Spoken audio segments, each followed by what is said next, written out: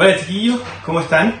Espero que estén bien, que estén teniendo una buena cuarentena, una buena estadía en su casa, que estén aprovechando este tiempo. Bueno, me costó ponerme a grabar la clase antes, pero aquí estamos.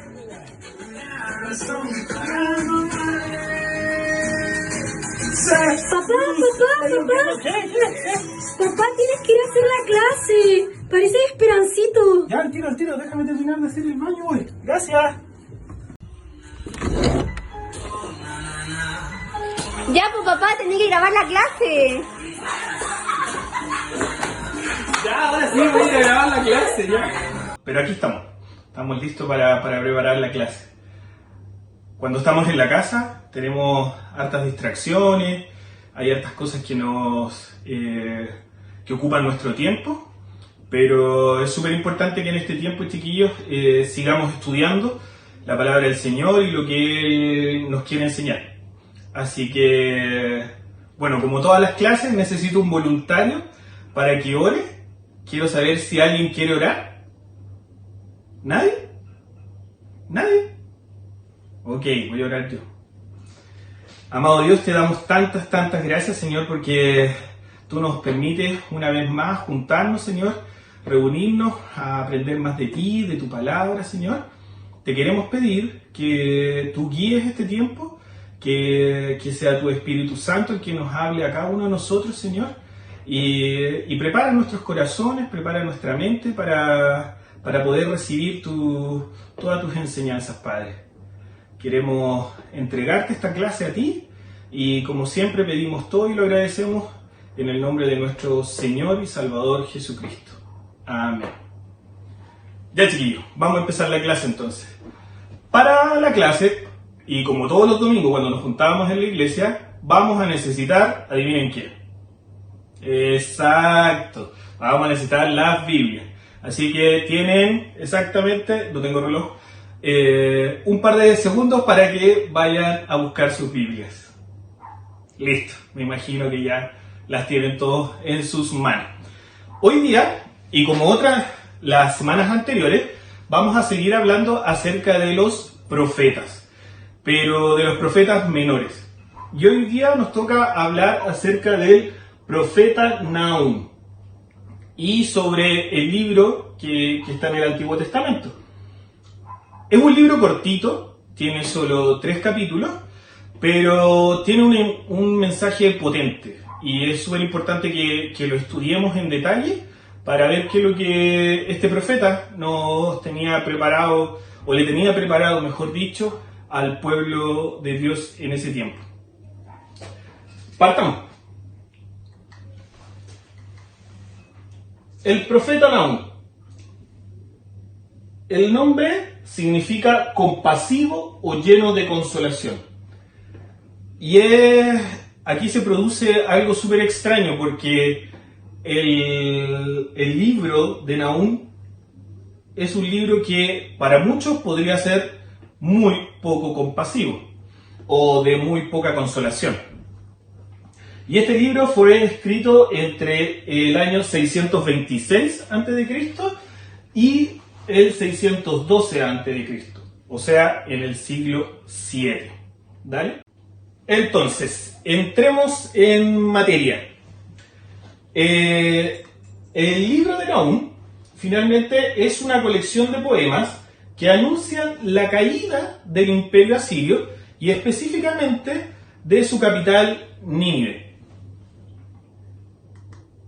Este libro tiene un comienzo muy particular, así que vamos a empezar a leer. Como ya tienen todas sus Biblias, necesito que busquen el versículo 3 del capítulo 1.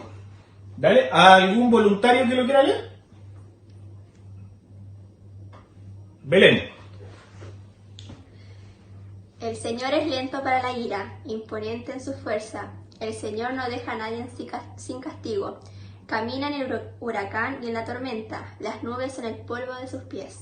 Perfecto. ¿Por qué les decía que este libro tiene un comienzo particular?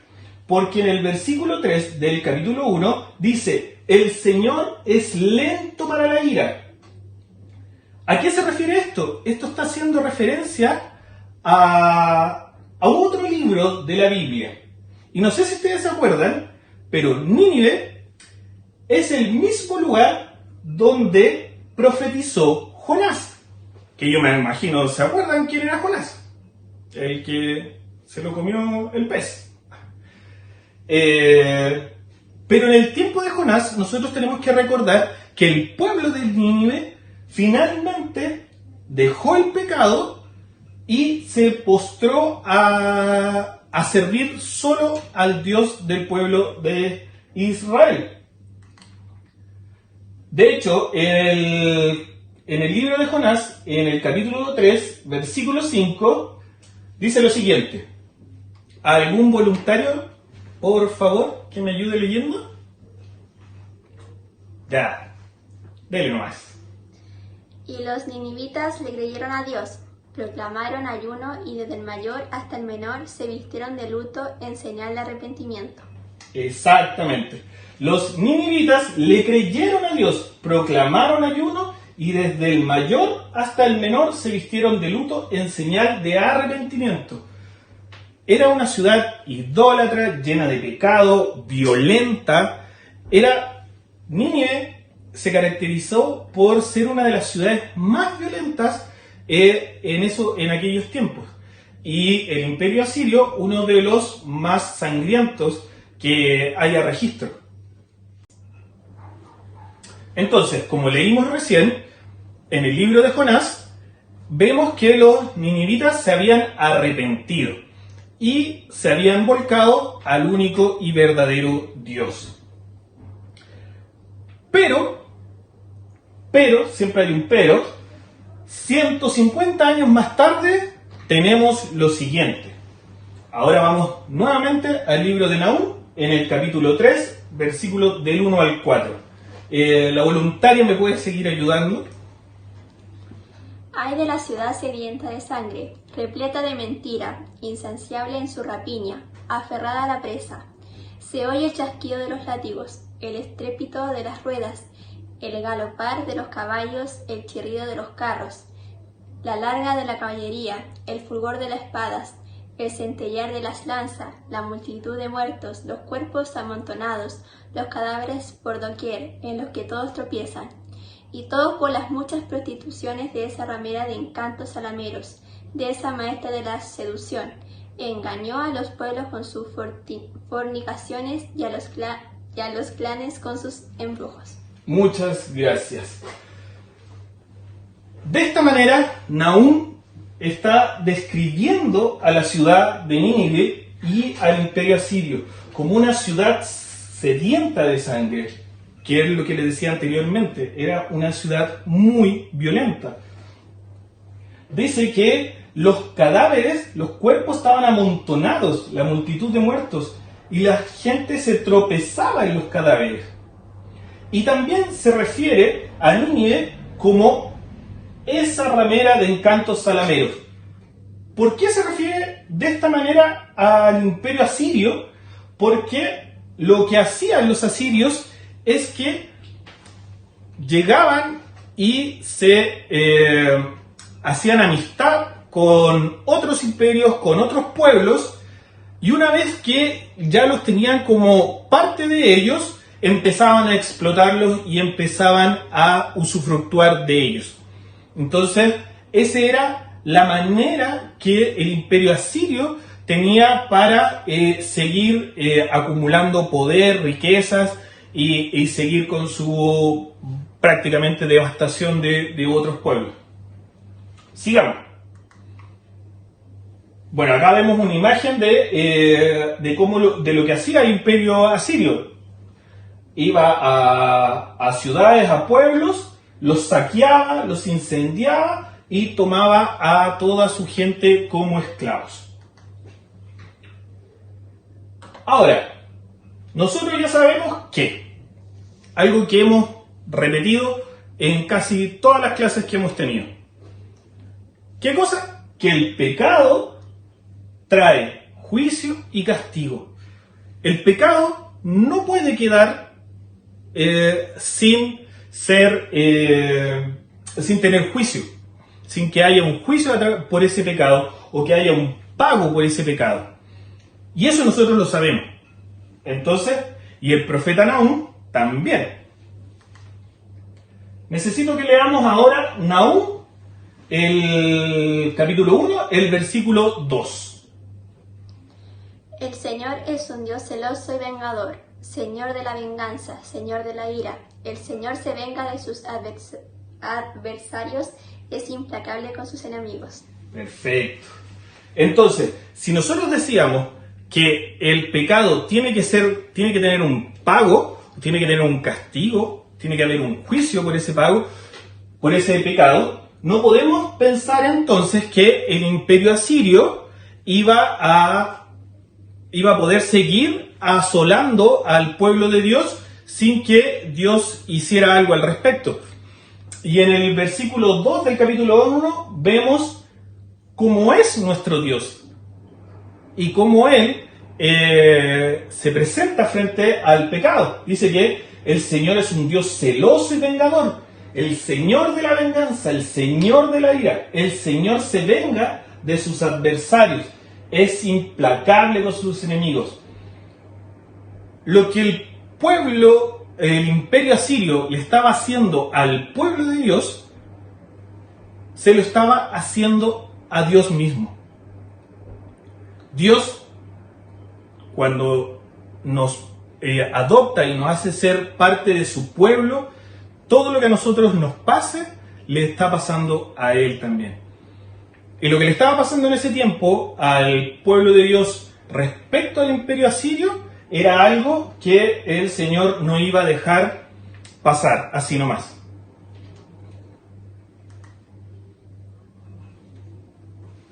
Como les decía recién, Dios no iba a dejar sin consecuencias al pueblo asirio. Y vamos a leer lo siguiente, en Nahum 1, del 4 al 6. Increpa el mar y lo seca, hace que todos los ríos se evaporen. Los montes Basán y Carmelo pierden su lozanía. El verdor del Líbano se marchita. Ante él tiemblan las montañas y se desmoronan las colinas. Ante él se agita la tierra, el mundo y cuanto en él habita. ¿Quién podrá enfrentarse a su indignación? ¿Quién resistirá el ardor de su ira? Su furor se derrama como fuego, ante él se resquebrajan las rocas. Había algo que se le había olvidado al imperio asirio. Y es que ellos estaban asolando y azotando al pueblo de Dios. Y ese pequeño detalle es lo que nos reflejan aún aquí en estos versículos. Se habían olvidado de quién era ese Dios, a quién le pertenecía ese pueblo. A un Dios que increpa el mar y lo seca. Ante él tiemblan las montañas. Dice, ¿quién podrá enfrentarse a su indignación? ¿Quién resistirá el ardor de su ira? Su furor se derrama como fuego y ante él se resquebrajan las rocas. Ese era el Dios al cual se estaba enfrentando el imperio asirio. Entonces, ¿cuál es la conclusión o cuál era el final que le podía esperar al imperio asirio? Su caída y la caída de Nínive. Ahora, en un principio vimos que el nombre de Nahum significaba consolador, ¿cierto?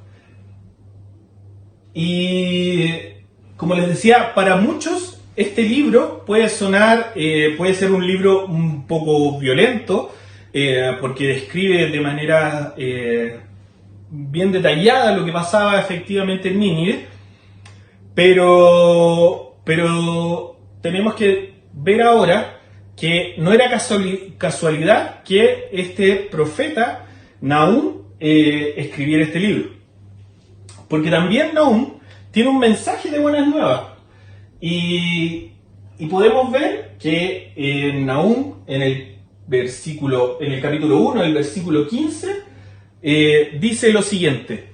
¿Puedes buscarlo en la Biblia?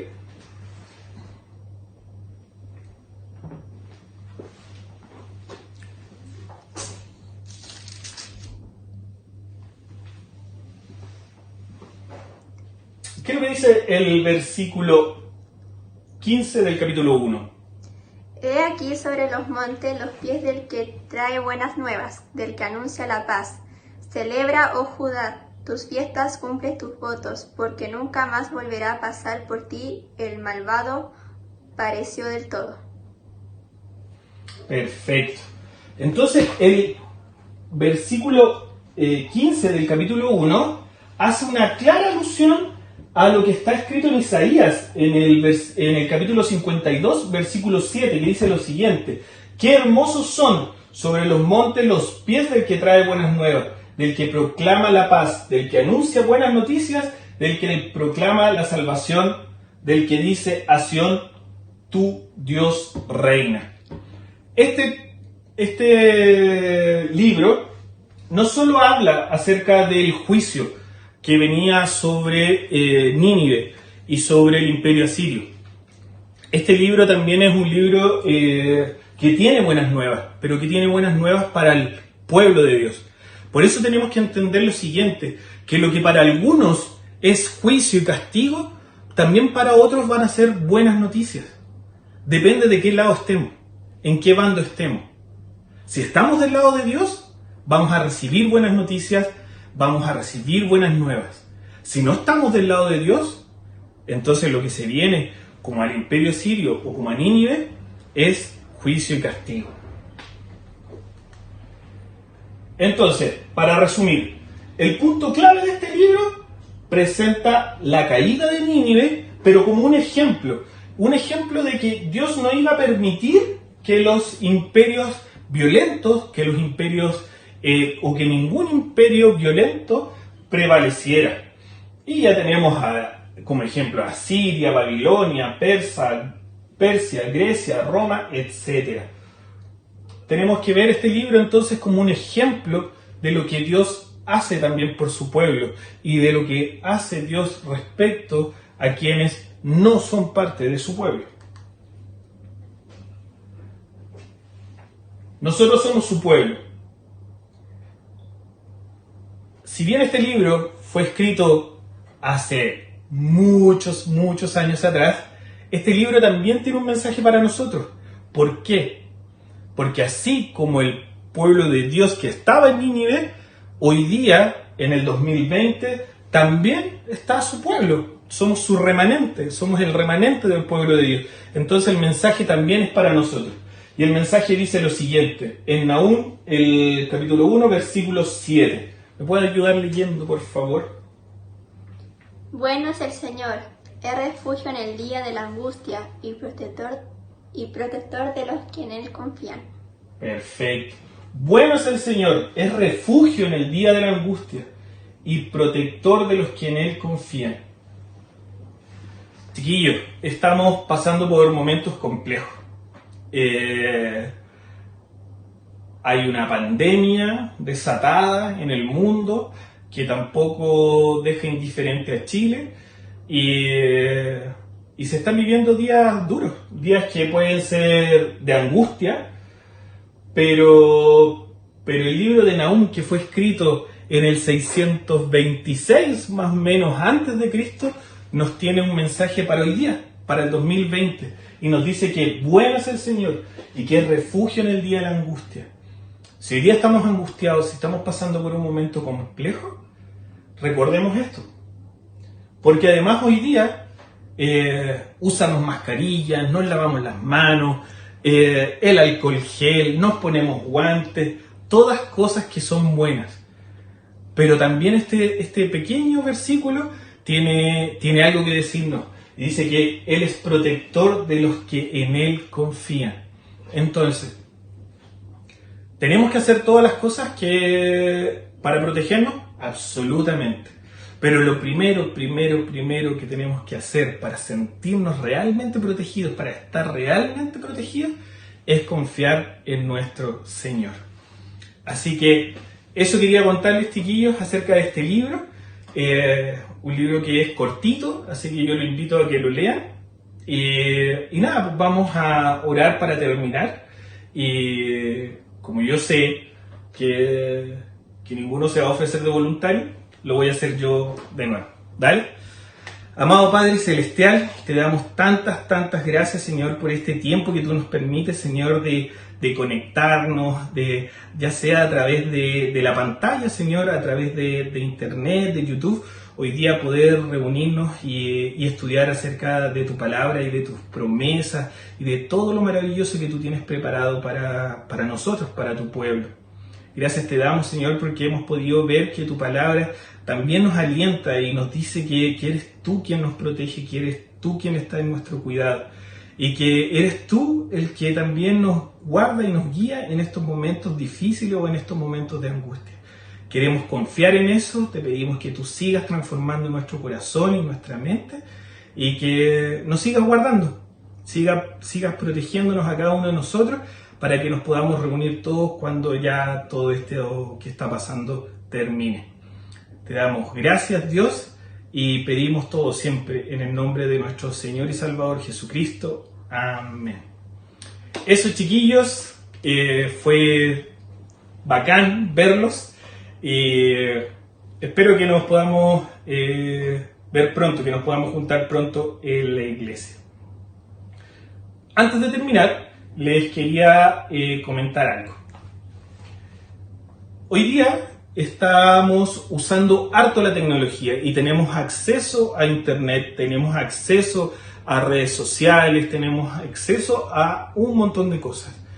Y así como ustedes vieron al principio de este video, que me pillaron haciendo el aseo o que me pillaron grabando un TikTok con la Martina, esas son cosas que hoy día quedan para siempre en el internet.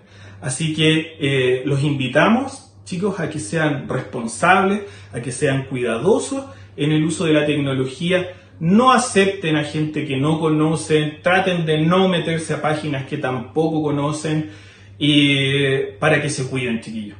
¿Dale? Y también, si es que hoy día están a través de los grupos de WhatsApp o a través de las clases de Zoom para los que están teniendo en el colegio algún conflicto, hay alguien que a lo mejor los está molestando, hay alguien que los está acosando, nunca duden, chiquillos, de recurrir a sus papás primero y también a nosotros. Nosotros estamos aquí, chicos, para brindarles nuestro apoyo y para guiarlos en cualquier situación que se les pueda presentar. Y no se olviden nunca de poner sus confianzas en el Señor. Un abrazo, cuídense, nos vemos, chau.